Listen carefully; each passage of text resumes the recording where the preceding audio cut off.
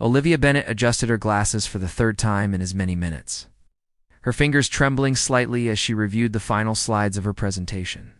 The office building hummed with an eerie quietness that only appeared after hours, when the ambitious and the dedicated remained behind.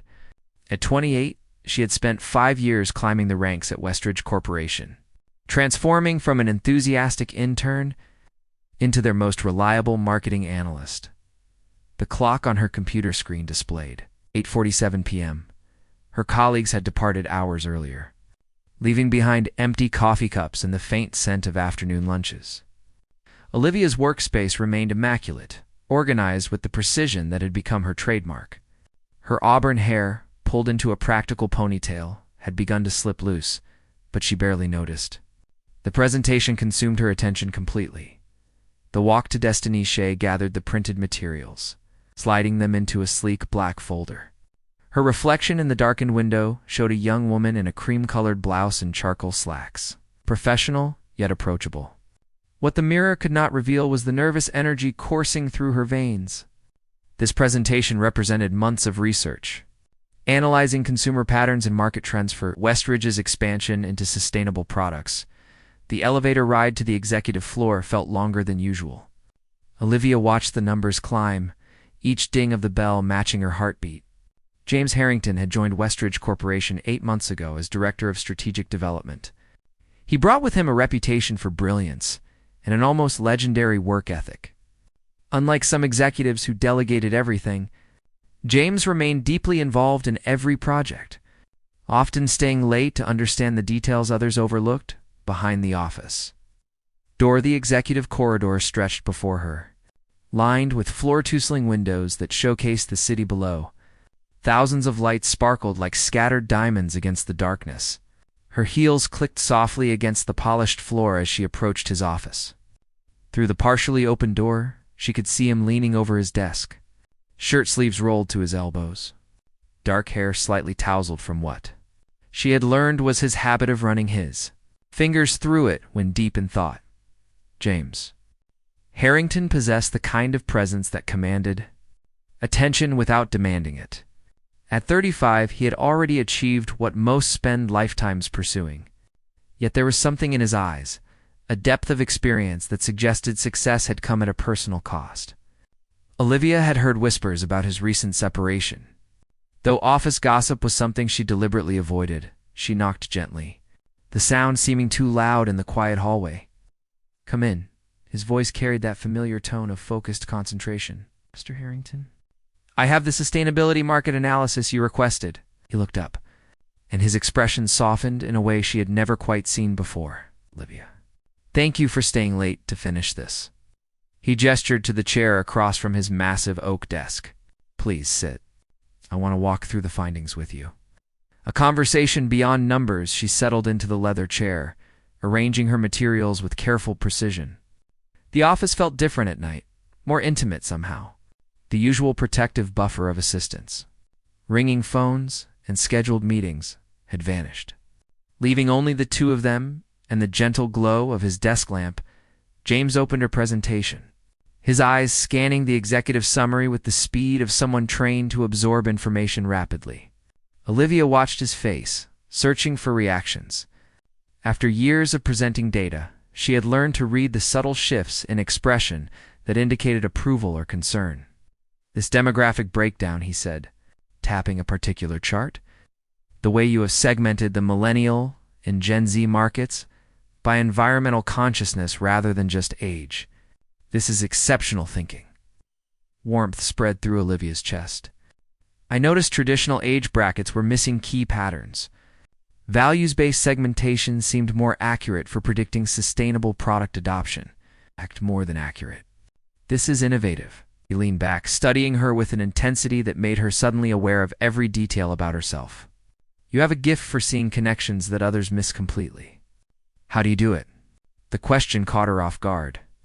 In 5 years, executives had praised her work, approved her recommendations, even promoted her.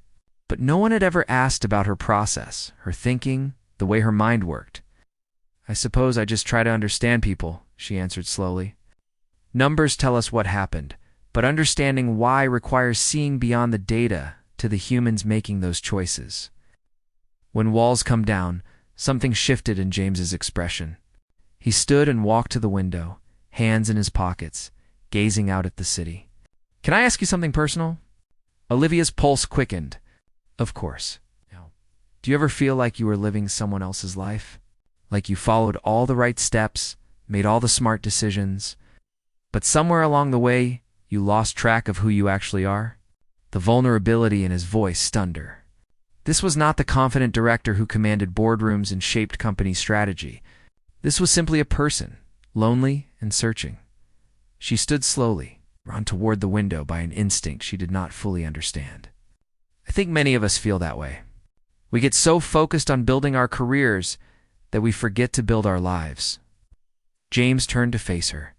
They stood close enough that she could see the faint lines around his eyes, evidence of long nights and heavy responsibilities. "These past 8 months, working with you, our weekly meetings have become the highlight of my schedule. And that probably sounds completely inappropriate given our professional relationship." Her breath caught. "It does not sound inappropriate. It sounds honest. Olivia?" His voice dropped to barely above a whisper. "I am supposed to maintain professional distance. There are policies, boundaries, countless reasons why I should not be having this conversation with you right now. Then why are you? Because I spent 10 years in a marriage where we followed every rule, met every expectation, and still ended up strangers to each other. And then I met you, and for the first time in years, I feel genuinely alive during a conversation. The moment that changes everything." Olivia knew she should step back, should redirect to safer topics, should protect both their careers from potential complications. But instead, she found herself speaking from her heart rather than her head. "Every time we meet, I find myself preparing not just my presentations, but hoping for those moments when we go beyond the agenda and just talk." They stood there, the city glowing behind them, the rest of the world fading into irrelevance. James lifted his hand, hesitating before gently tucking a loose strand of hair behind her ear. The gesture was tender, careful, filled with a question he had not yet voiced, before either could speak. His phone erupted with a sharp ring, shattering the moment like dropped glass. They both stepped back quickly, the professional distance reasserting itself with almost painful abruptness. "I should go," Olivia managed, her voice unsteady. "It's late, Olivia, wait." James ran his hand through his hair, looking as conflicted as she felt. "Would you meet me tomorrow morning? For coffee, somewhere away from here. Not as your director, just as someone who would very much like to continue this conversation." Every logical part of her mind screamed caution. But her heart, that neglected compass she had ignored for so long, pointed in a completely different direction. "Yes," she heard herself say, "I would like that very much." As Olivia gathered her materials and walked back through the empty corridors, she felt as if the world had tilted slightly on its axis. She had entered that office to deliver a simple marketing presentation. She was leaving with something far more complex and precious, beginning to take shape between them. Friday morning arrived with golden sunlight streaming through Olivia's apartment windows, painting everything in shades of hope and possibility. She had barely slept, her mind replaying the conversation in James's office like a favorite song on repeat.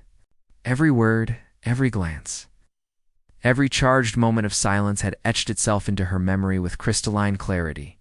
She stood before her closet, considering and reconsidering her options with unusual care.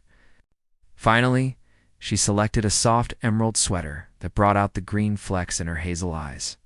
Paired with tailored black pants, professional enough for the office afterward, but warmer and more personal than her usual work attire. As she applied her makeup with more attention than normal, she caught herself smiling at her reflection. The coffee shop James had suggested was called the Morning Pages, a cozy establishment tucked between a bookstore and a vintage record shop 4 blocks from Westridge Corporation, far enough to avoid casual encounters with colleagues, close enough to seem like a spontaneous choice. Olivia arrived 10 minutes early, her nervousness propelling her forward despite her best efforts to appear calm. She ordered a caramel latte and claimed a corner table near the window, where morning light pooled warmly. Her hands wrapped around the cup, absorbing its heat as she watched pedestrians hurry past outside. The cafe smelled of fresh bread and espresso, with soft jazz playing in the background. It felt like a world apart from the corporate corridors they usually inhabited. Different man James entered precisely at 9 o'clock, and Olivia's breath caught at the sight of him. Gone was the executive armor of tailored suits and perfectly knotted ties. Instead, he wore dark jeans and a navy blue sweater under his coat, his hair slightly damp from a morning shower. Without the formal business attire, he looked younger, more approachable, more like the person she had glimpsed beneath the professional exterior. His face brightened when he spotted her, a genuine smile replacing his usual measured corporate expression. He ordered a black coffee and joined her at the table, settling into the chair across from her with visible relief. "I was worried you might reconsider," he admitted, his fingers wrapped around his cup. "That you would wake up this morning and decide this was a terrible idea?" Olivia laughed softly, the sound surprised out of her. "I reconsidered approximately 12 times between midnight and dawn. But I still came. I am glad you did." His eyes held hers with an openness that made her heart skip. "I need you to know something before we go any further. Last night was not some impulsive moment for me. I've been thinking about this, about you, for months now." Stories beneath the surface, they talked for nearly 2 hours, the conversation flowing with an ease that felt both natural and miraculous. Olivia learned that James had grown up in a small town in Vermont, the son of a single mother who worked 2 jobs to put him through college. He had built his career through relentless determination, always feeling like he had something to prove. "My marriage," he said quietly, stirring his second coffee, "it was built on logic rather than passion.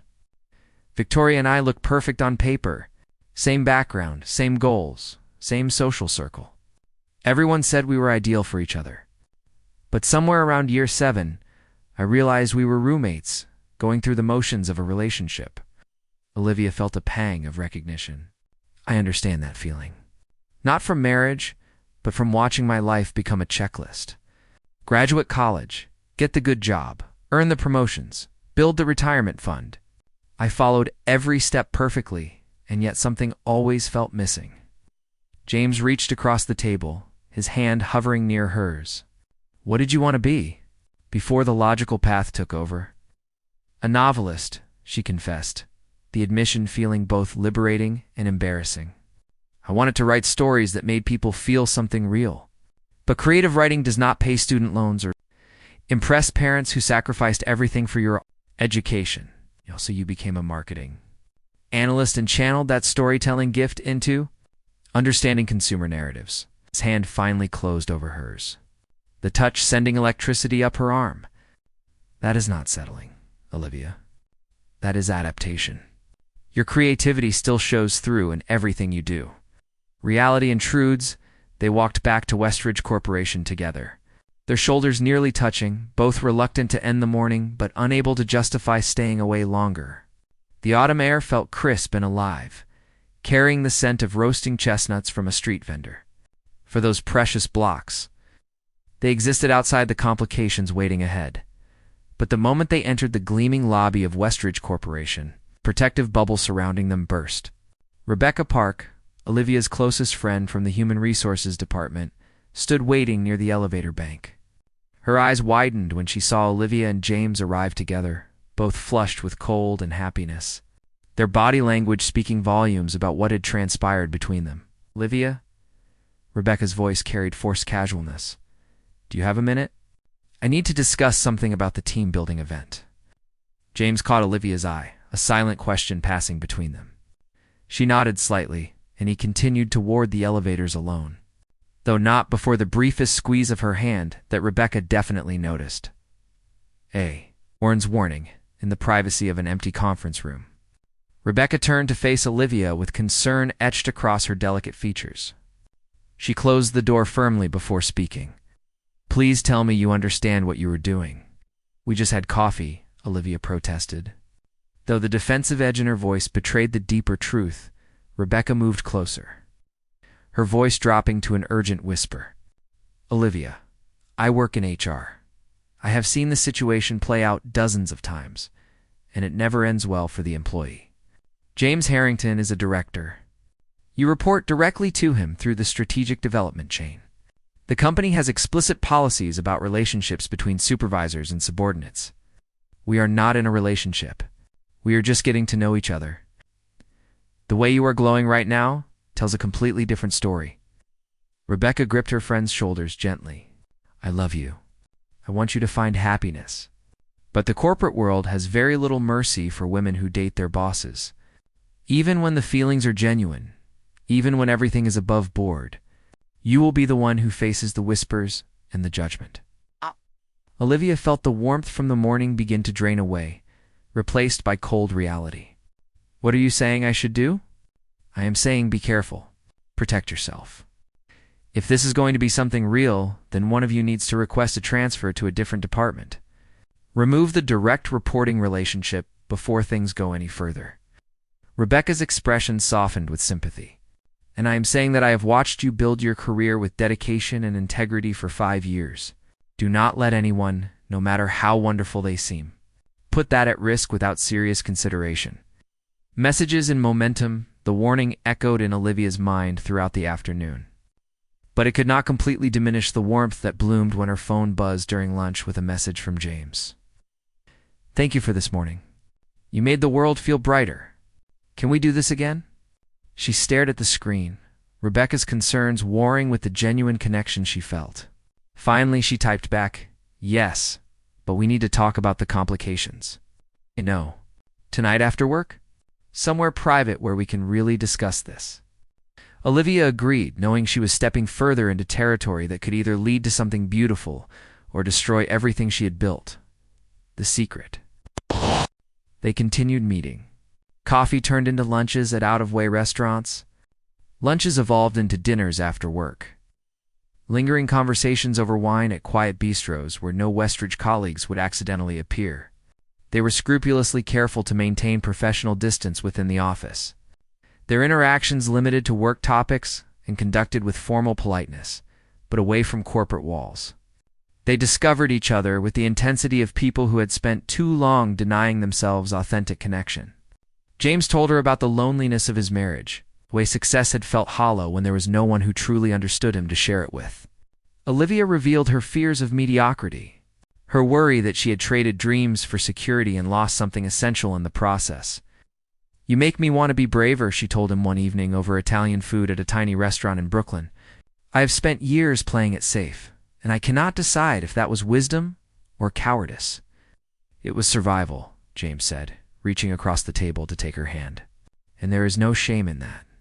But maybe now you are ready for something more than just surviving. The crack in the facade?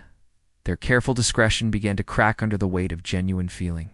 Small moments betrayed them, James's eyes lingering on Olivia during department meetings, the way her voice softened when she addressed him, the fact that they both suddenly seemed to work late on the same evenings. Office gossip, that inevitable force of corporate life, began to stir. Trevor Martinez from accounting mentioned to someone in marketing that he had seen Director Harrington and Olivia Bennett having dinner together. That person told someone else, who mentioned it to another colleague. Within days, whispers circulated through Westridge Corporation like smoke. Impossible to contain or control, Olivia felt the shift in her interactions with coworkers. Conversations would pause when she entered the break room. Colleagues who had been friendly became distant.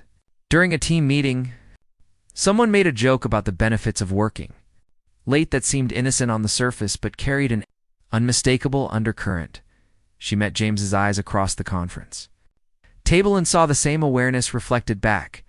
They had been careful, but not careful enough.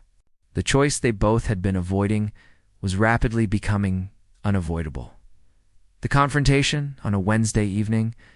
3 weeks after their first coffee, Olivia received a message from Sharon Winters, the Vice President of Human Resources, requesting a meeting the following morning. The formal tone of the email made her stomach drop. She immediately texted James, who responded that he had received an identical summons. That night, unable to sleep, Olivia sat in her apartment reviewing her options. She could deny everything. claimed the dinners were work-related. She could request a transfer to another department, removing the direct reporting conflict. She could end whatever was developing with James before it truly began, protecting her career at the cost of something that felt increasingly precious, or she could fight for this connection, accepting whatever consequences came with it. Her phone rang near midnight. James's name lit up the screen. "I cannot stop thinking about tomorrow," he said without preamble. "About what they are going to say, what they might demand we do." "I know, Olivia. I need you to understand something. I am not willing to lose you. Not for a job, not for a policy, not for anything."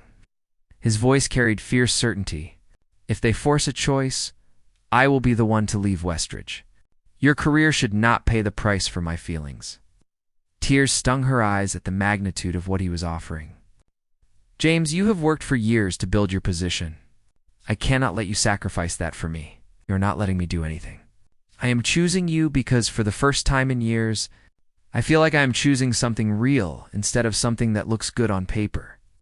In that moment, Olivia realized that whatever happened in tomorrow's meeting, whatever complications lay ahead, she had already made her choice too.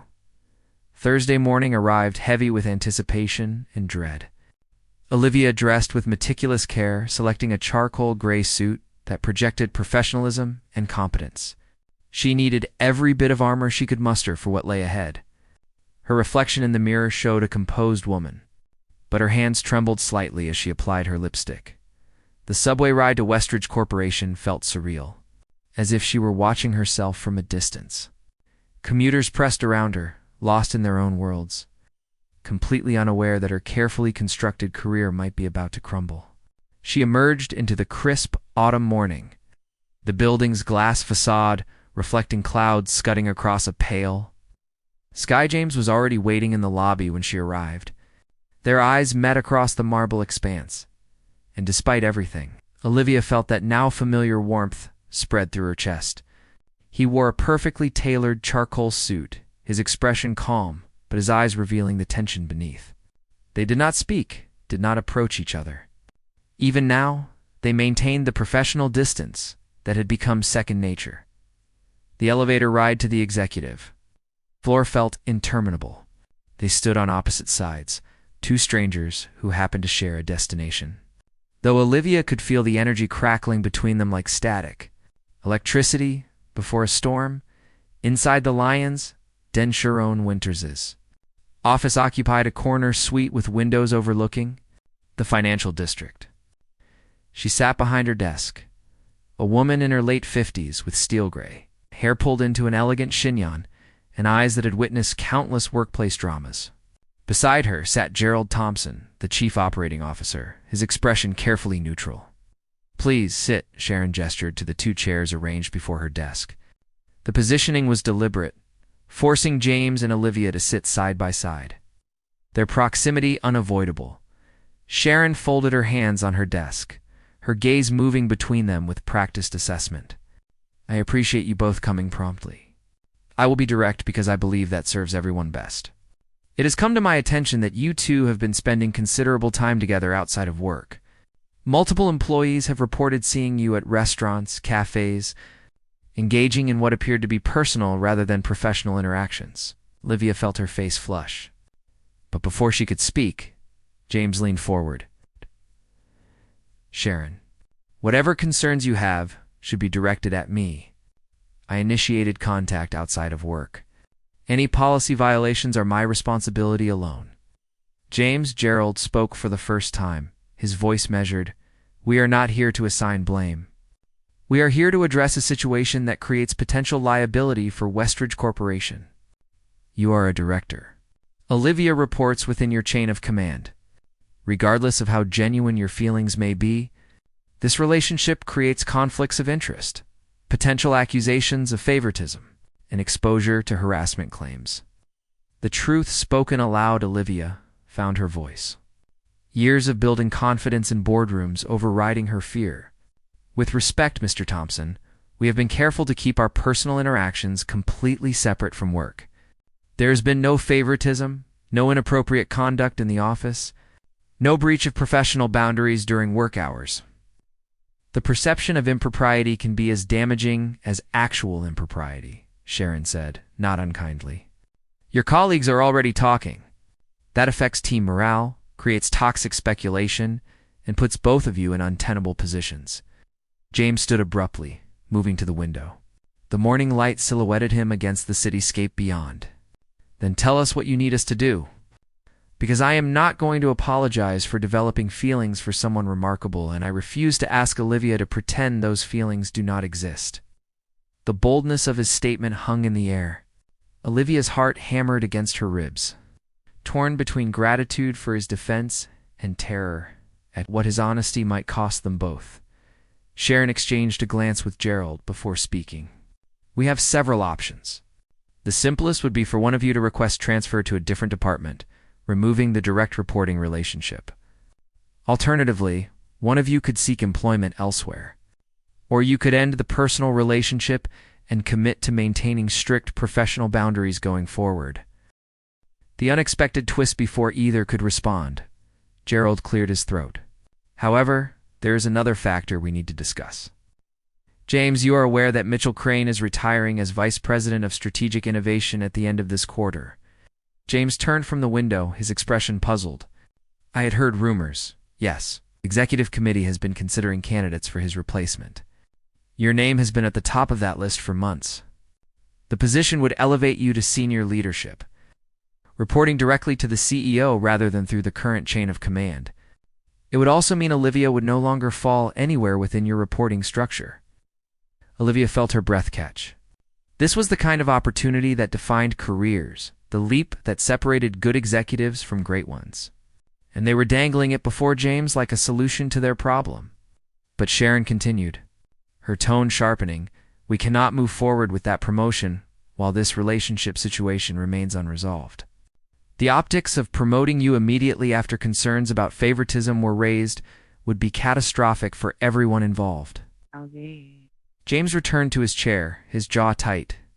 So you are asking me to choose between career advancement and personal happiness. That seems remarkably similar to blackmail. We are asking you to demonstrate the judgment and discretion we expect from senior leadership, Gerald countered. Make a choice that protects both your career and this company's integrity. In a moment of clarity, Olivia felt something crystallize inside her. A clarity born from weeks of internal conflict, finally resolving into certainty. She stood, drawing both men's attention. May I speak frankly? She did not wait for permission. For 5 years, I have dedicated myself to Westridge Corporation. I have worked late nights, sacrificed weekends, poured my creativity and energy into building success for this company. I have been a model employee by every measurable standard. She moved to stand beside James, a deliberate choice of positioning. And in all that time, I have been lonely. Not because I lack friends or family, but because I stopped allowing myself to hope for genuine connection. I convinced myself that career success would be enough, that professional achievement could fill the empty spaces in my life. Her voice grew stronger. Then I met someone who made me remember what it feels like to be truly seen. Not as an employee or an asset or a line item on an organizational chart, but as a complete human being. And you are asking me to pretend that does not matter, that the most authentic thing I have experienced in years should be discarded for the sake of corporate convenience. Sharon's expression softened almost imperceptibly. Olivia, I understand this feels unfair, but the rules exist for good reasons. The rules exist to protect the company from liability, Olivia corrected gently, and I respect that. Which is why I am offering my resignation, effective in 2 weeks. That removes any conflict of interest, allows James to accept the promotion he has earned, and frees us both to pursue this relationship without corporate complications. The sacrifice and the stand. James grabbed her hand, no longer caring about appearances. Absolutely not. You are not sacrificing your career for this. I will be the one to leave. You have worked towards senior leadership your entire professional life, Olivia said, squeezing his hand. I am 28 years old, with marketable skills and excellent references. I will find another position, but you will not find another opportunity like the VP role. I will find something, James insisted. Just not here, not if it means losing you in the process. Gerald held up his hand, silencing them both. Before either of you makes dramatic gestures, consider this. Olivia, what if we offered you a lateral transfer to the Consumer Insights Division? Different department, different reporting structure, no impact on your career trajectory. You would work with Thomas Chen's team analyzing market trends for product development. Similar work, comparable compensation, but completely separate from James's sphere of influence. Olivia blinked, the unexpected offer catching her off guard. I thought you said my resignation was the cleanest solution. Said the situation needed resolution, Sharon corrected. I never said we wanted to lose valuable employees in the process. You are both assets to this company. If we can find a solution that addresses the conflict of interest while retaining your talents, that serves everyone's interests. The board meeting declaration. James looked at Olivia, a question in his eyes. She saw the careful hope there, the willingness to accept whatever she decided. And in that moment, she understood that this was not about corporate policies or career trajectories. This was about choosing to build a life that felt authentic, rather than simply successful. I would accept that transfer, she said slowly, on the condition that James and I are allowed to pursue our relationship openly, without whispers or judgment or expectations that we hide something genuine to make others comfortable. Sharon almost smiled. I cannot control office gossip, but I can ensure that official company policy supports relationships between employees who are not in direct reporting relationships. What you do with your personal lives is your business, provided it does not interfere with your professional responsibilities. Gerald stood, extending his hand first to James, then to Olivia. I believe we have found our solution. James, congratulations on your upcoming promotion. It will be announced at next week's board meeting. Olivia, I will have Thomas Chen reach out to discuss your transition to his team. I expect great things from both of you. Aftermath and Autumn Light, they left Sharon's office together, walking side by side through corridors that suddenly felt less like a corporate maze and more like simply a place where they happened to work. The weight that had pressed on Olivia's chest for weeks lifted, replaced by a lightness that made her want to laugh out loud in the elevator. Alone for the first time since the meeting, James finally spoke. You were willing to resign, to give up everything you had built here. I was willing to make space for something more important than a job title. She turned to face him fully. I have spent too many years being careful, playing it safe, following the rules. And I almost let that cost me the first real thing I have felt in longer than I can remember. The elevator doors opened onto the main floor, but neither moved to exit. James reached out, cupping her face gently with one hand. I love you. I have been afraid to say it because it felt too soon, too complicated, too risky. But standing in that office, watching you fight for us, I realized I have probably loved you since our first real conversation. Tears pricked Olivia's eyes. I love you too. And I have no idea if this is wise or reckless or somewhere in between. But for once in my life, I am choosing with my heart instead of my head. He kissed her then, soft and sweet and full of promise, right there in the elevator as the doors began to close again. When they finally pulled apart, both were smiling. 6 months forward, the autumn afternoon 6 months later, found Olivia and James walking through Central Park, fallen leaves crunching beneath their feet. She had thrived in the Consumer Insights Division, her creative approach to market analysis, earning praise from Thomas Chen and contributing to 2 successful product launches.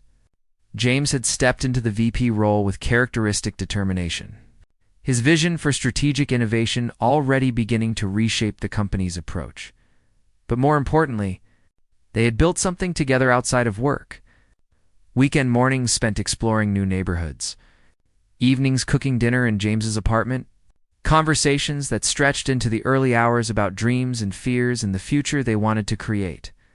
The office gossip had eventually died down, replaced by newer scandals and speculations. They had become simply another couple navigating the complexities of career and relationship, no more remarkable than anyone else trying to balance ambition with love. Do you ever regret it? James asked, his arm around her shoulders as they watched the sun set over the city's skyline. That morning in Sharon's office, the choice you were willing to make. Olivia leaned into him, feeling the steady beat of his heart. Not for a single moment. I walked into your office that night months ago to deliver a simple presentation. I walked out with the beginning of a life that actually feels like mine. That seems like a fair trade. Kissed the top of her head. Best presentation I ever received. They stood there as twilight painted the sky in shades of amber and rose. To people who had risked comfort for connection and found something worth far more than either had imagined, the city glowed around them, full of other stories, other choices, other people standing at their own crossroads. But in that moment, Olivia and James knew only this. They had chosen each other, and that choice had changed everything. The end.